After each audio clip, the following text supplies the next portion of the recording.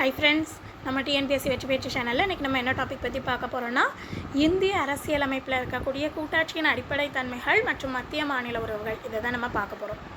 So முதல்ல இதில் வந்து பார்த்திங்கன்னா ஒரு கூட்டாட்சி முறை எப்படி உருவாகிச்சு, அதோடைய வளர்ச்சி, அதை தான் பார்க்க போகிறோம். ஸோ இந்தியாவில் கூட்டாட்சி முறையை முதல்ல அந்த கூட்டாட்சி முறையுடைய தோற்றத்தை அறிமுகப்படுத்தியது யாருன்னு பாருங்கள். 1773 இந்தியாவின் ஒழுங்குமுறை சட்டம் வந்து கூட்டாட்சி முறையின் தோற்றத்தை முதல்ல உருவாக்குறாங்க. அடுத்தது 1919 இந்திய அரசு சட்டாங்கம் இரட்டை ஆட்சியை அறிமுகம் செய்கிறாங்க. 1935 இந்திய அரசு சட்டம் மாநிலங்களுக்கு சுயாட்சி வழங்குறாங்க.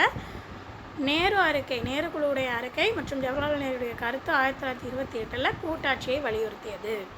ஸோ இவ்வாறாக கூட்டாட்சி வந்துருச்சு. ஸோ இப்போ கூட்டாட்சியில் இருக்கிறதுனால அந்த இந்திய அரசியலமைப்பு என்னென்ன தன்மைகளை பெற்றுள்ளது, என்னென்ன கூட்டாட்சி தன்மைகளை பெற்றுள்ளது அப்படின்னு சொல்லி பார்த்திங்கன்னா, நம்மளுடைய அரசியலமைப்பு ஒரு எழுதப்பட்ட அரசியலமைப்பாக இருக்கிறது.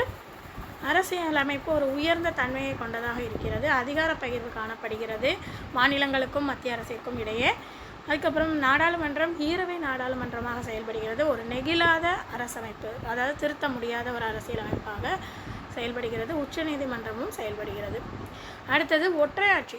இந்திய அரசுடைய ஒற்றையாட்சி, அதோடைய தன்மைகள் என்னென்ன அப்படின்னு பார்த்தோன்னா, ஒற்றையாட்சி அப்படின்னதுன்னா அங்கே ஒற்றை அரசமைப்பு இருக்கும், ஒற்றை குடியுரிமை இருக்கும், நெகிழும் அரசமைப்பாக இருக்கும், மாநிலங்களுக்கு வாழ்வுரிமை கிடையாது, கூட்டாட்சிக்கு எதிரான மாநிலங்களவை இருக்கும், சமமற்ற அதிகார பகிர்வாக இருக்கும், அவசர காலங்களில் கஷ்டப்படணும், ஒருங்கிணைந்த நீதித்துறை இருக்காது, தேர்தல் ஆணையம், ஒருங்கிணைந்த தணிக்கை, இதெல்லாம் பார்த்திங்கன்னா இருக்கும்.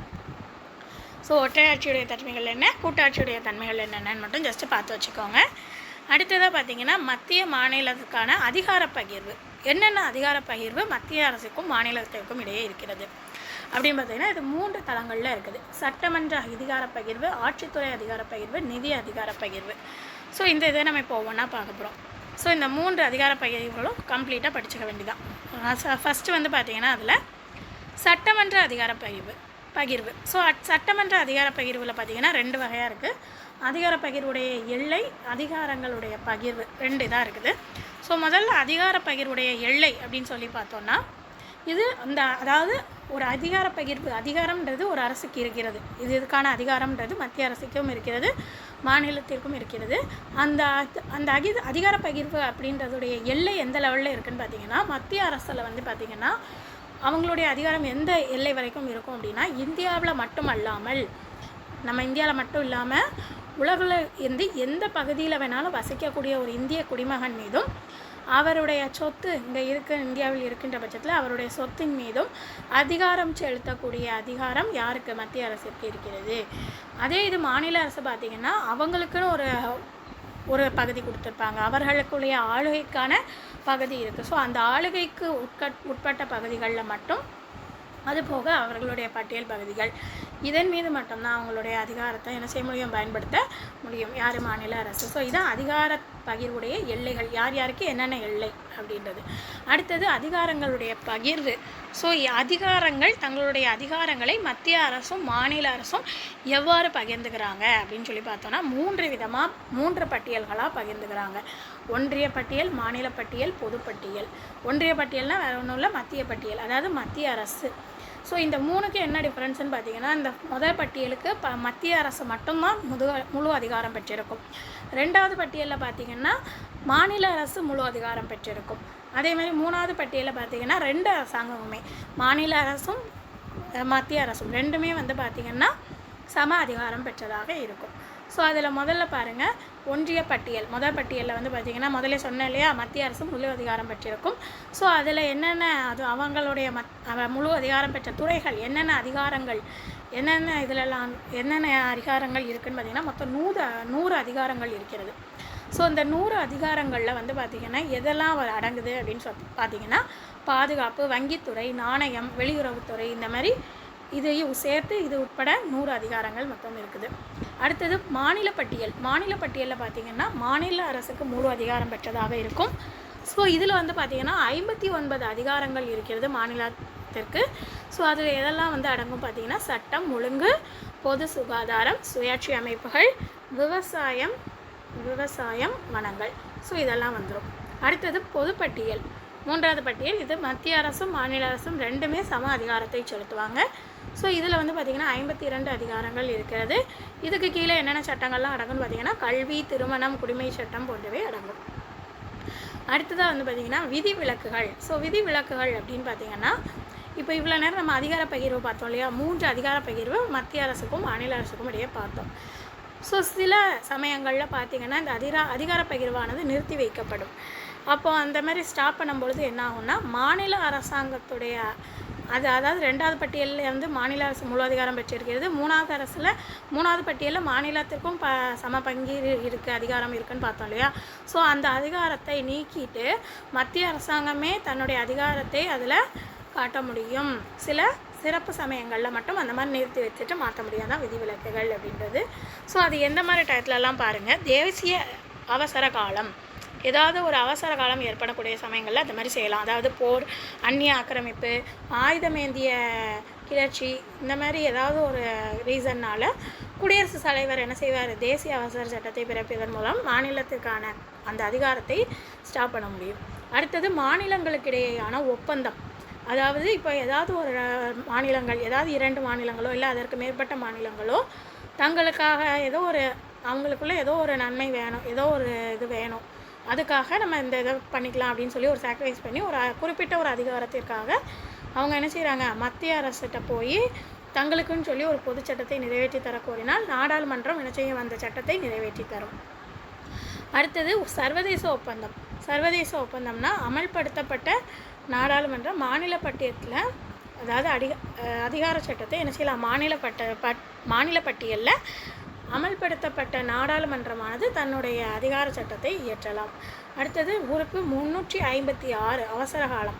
அதாவது விதி 356 படி அவசர காலம் பிறப்பிக்க வந்து குடியரசுத் தலைவருக்கு அதிகாரம் இருக்கிறது. ஸோ அந்த டயத்தில் குடியரசுத் தலைவர் என்ன செய்யலாம், அந்த ஒரு மாநிலத்திற்கு மாநில நிதி நெருக்கடி, மாநில நெருக்கடி தானே இந்த இது மாநில நெருக்கடியை பற்றி சொல்லக்கூடியது. ஸோ மாநிலத்தில் அந்த சட்டத்தை வந்து நாடாளுமன்றமே இயற்றலாம். அவசர காலத்தின் பொழுது இந்த விதியின்படி என்ன செய்யலாம், ஒரு மாநிலத்திற்கு தேவையான சட்டத்தை அந்த நாடாளுமன்றமே என்ன செய்யலாம், இயற்றலாம். மாநிலம்தான் எதனாலும் முடிவு பண்ணணும்னு அதிகாரம் கிடையாது, நாடாளுமன்றமே இயற்றலாம் அப்படின்னு சொல்லிட்டு நாடாளுமன்றத்திற்கு அந்த அதிகாரத்தை யார் வழங்குவார், குடியரசுத் தலைவர் வழங்குவார். அடுத்தது 2வது டைப் பார்த்தோம்னா ஆட்சித்துறை. முதல்ல சட்டமன்ற அதிகார பகிர்வு பார்த்தோம், மத்திய மாநில அரசுக்குடைய இது பார்த்தோம். அடுத்தது இப்போ 2வது டைப்பு ஆட்சித்துறை அதிகார பகிர்வு. ஸோ ஆட்சித்துறை அப்படின்னு சொல்லும் பொழுது நம்ம ஏற்கனவே இப்போ 3 பட்டியல் பார்த்தோம் இல்லையா, பொதுப்பட்டியல், மத்திய அரசு பட்டியல், மாநில அரசு பட்டியல், அடுத்தது பொதுப்பட்டியல் பார்த்தோம் இல்லையா. ஸோ இந்த 3 பட்டியல் நம்ம பார்த்தோம் இல்லையா, இதில் மத்திய அரசு தனக்கு தேவைப்பட்டால் என்ன செய்யலாம், மாநில அரசாங்கத்திற்கு ஏதாவது கட்டளையை பிறப்பித்து நீங்கள் இது செய்யணும், இவங்களுக்குன்னு இந்த இது பிரிக்கப்பட்டிருந்தாலும் நீங்கள் என்ன செய்யணும், நான் சொல்கிற கட்டளையை நீங்கள் செய்யணும்னு மாநில அரசுக்கு கட்டளையை மத்திய அரசு பிறப்பிக்கலாம். அப்போ அந்த சமயத்தில் மத்திய அரசு வந்து ஒரு கட்டளையை பிறப்பிக்கக்கூடிய அந்த சமயத்தில் மாநில அரசு என்ன செய்யணும், கண்டிப்பாக அவர்கள் இடக்கூடிய கட்டளையை நிறைவேற்றியே ஆக வேண்டும். இதுதான் வந்து ஆட்சித்துறை அதிகார பகிர்வு. அடுத்தது 3வது டைப் பார்த்தது நம்ம நிதி அதிகார பகிர்வு. நிதி அதிகார பகிர்வுன்றதான் ஏன்னா ரொம்ப ரொம்ப முக்கியமானது. நிதியை வச்சு தானே நமக்கு எல்லாமே வந்து முக்கியமாக போய்கிட்டு இருக்கோம். ஸோ ஒரு கூட்டாட்சி முறையுடைய வெற்றிக்கு முக்கிய காரணமே என்னதான், நிதி அதிகார பகிர்வு தான். ஸோ இதில் 2 வகையான வருமானம் இருக்குது. வரியை வைக்காமல் இதர வருமான பகிர்வு. ஸோ இதில் அந்த 2 என்னன்னு பார்க்கலாம். முதல்ல வரி வருமான பகிர்வு. வரியை வைத்தனா ஆல்ரெடி நம்ம வரியை பற்றி எல்லாமே படிச்சிட்டோம். ஸோ பாருங்கள், மத்திய மாநில நிதி பகிர்வில் வரி வருமான பகிர்வு வந்து மொத்தம் எத்தனை வகையில் தீர்மானிக்கப்படுகிறது, 5 வகையில். ஸோ அதில் வந்து பார்த்திங்கன்னா மத்திய அரசின் கீழ் ஒதுக்கப்பட்டுள்ளது, அதுக்கு எடுத்துக்காட்டு சுங்க வரி. மாநில அரசின் கீழ் ஒதுக்கப்பட்டுள்ளது விற்பனை வரி எடுத்துக்காட்டு. சில வரிகளை என்ன செய்வாங்க, மத்திய அரசு விதித்து மாநில அரசு அதை என்ன செய்வாங்க, அவங்க மாநில அரசு அந்த விதியை வசூலித்து அவங்களே யூஸ் பண்ணிக்குவாங்க. அதுக்கு அந்த மாதிரி டைப் உள்ள வரி. ஸோ அதுக்கு எடுத்துக்காட்டு முத்திரை வரி மற்றும் கலால் வரி. அடுத்தது சில வரிகளை மத்திய அரசு விதித்து அவங்களே வசூல் செஞ்சுட்டு ஆனால் மாநிலத்திற்கு திரும்ப அவங்களே கொடுத்துருவாங்க. அந்த மாதிரியான வரிகள் இது. செய்தித்தாள்கள் வரும் விளம்பரம் மீதான வரிகள். அடுத்தது சில வரிகள் என்ன செய்வாங்க, மத்திய அரசு விதித்து அவங்களே வசூலிச்சிருவாங்க, வசூலிச்சுட்டு மாநிலத்திற்கு பகிர்ந்து கொடுப்பாங்கன்னா என்னது, இவங்க ஒரு பங்கு எடுத்துக்கிட்டு அவங்க ஒரு பங்கு அவங்களுக்கு ஒரு பங்கு கொடுப்பாங்க. ஸோ அந்த மாதிரியான வரிகள். ஸோ இந்த மாதிரி 5 வகையான வரிகள் இருக்குது. இதில் இந்த வரிக்கு எடுத்துக்காட்டு பாருங்கள், விவசாயம் வருமானம், அதை தவிர்த்த பிற வருமானங்கள் மீதான வரிகள் இவ்வாறு பகிர்ந்தளிக்கப்படுகிறது. ஸோ இதுதான் வரி வருமான பகிர்வு. அடுத்தது பார்த்திங்கன்னா இதர வருமான பகிர்வு. இதர வருமான பகிர்வு அப்படின்னு சொல்லும்போது மத்திய அரசும் மாநில அரசும் தங்களுக்கான வணிக மற்றும் தொழில் நிறுவனங்களை நடத்துவாங்க. தங்களுக்குன்னு உரிய வணிக நிறுவனத்தையோ தொழில் நிறுவனத்தையோ நடத்தி அதன் மூலமாக என்ன செய்வாங்க, வருமானத்தை ஈட்டுவாங்க. இதில் மத்திய அரசு என்னென்ன நடத்தணுமோ எல்லாத்தையும் நடத்துவாங்க. மாநில அரசுன்னு வரும்பொழுது அவங்களுக்கு ஒரு ரெஸ்ட்ரிக்ஷன் இருக்கும். தங்களுக்குன்னு ஒதுக்கப்பட்ட வணிகம் மற்றும் தொழில் நிறுவனத்தை மட்டும் நடத்த முடியும். ஸோ மத்திய அரசுக்கு எடுத்துக்காட்டு பார்த்திங்கன்னா தொழில் நிதி நிறுவனம், ரயில்வே துறை, ஒலிபரப்பு, அஞ்சல் துறை. மாநில அரசுக்கு அதே மாதிரி பார்த்திங்கன்னா மின்சாரம், நீர்ப்பாசனம், வனங்கள், தரைவழி போக்குவரத்து. இது நம்ம ஆல்ரெடி பார்த்துருந்தோம். ஸோ ஜஸ்ட் ஒரு ரீகால் பண்ணிக்கோங்க. ஸோ இவ்வளோ தான் பார்த்திங்கன்னா நமக்கு கூட்டாட்சியுடைய அடிப்படைத்தன்மைகள் மற்றும் மத்திய மாநில உறவுகள். லைக் பண்ணிவிட்டு பாருங்கள், சப்ஸ்கிரைப் பண்ணிக்கோங்க, உங்கள் ஃப்ரெண்ட்ஸுக்கு ஷேர் பண்ணிக்கோங்க. நோட்ஸ் ஃபுல்லாக கம்ப்ளீட்டாக படிச்சுக்கோங்க. நல்லா நம்ம அடுத்த வீடியோவில் பார்க்கலாம்.